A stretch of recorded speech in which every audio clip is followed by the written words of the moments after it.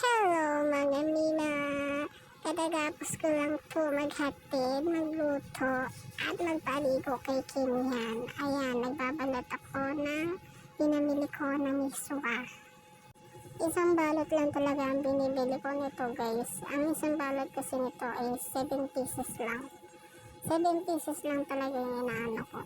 Binabalot ko kasi noong una kasi iniisip ko ba kasi nilalanggam to o kaya inaano ng daga, kaya konti lang talaga binili ko, pero is talaga mabili tong miswa. At saka guys, aminado ko nagagamit ko din yan.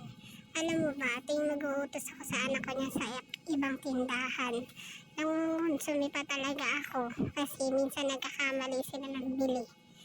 Ibang ano yung nabibili nila, minsan sotanghon kahit na miswa yung pinabili ko. At ito nga, diba nagbabalot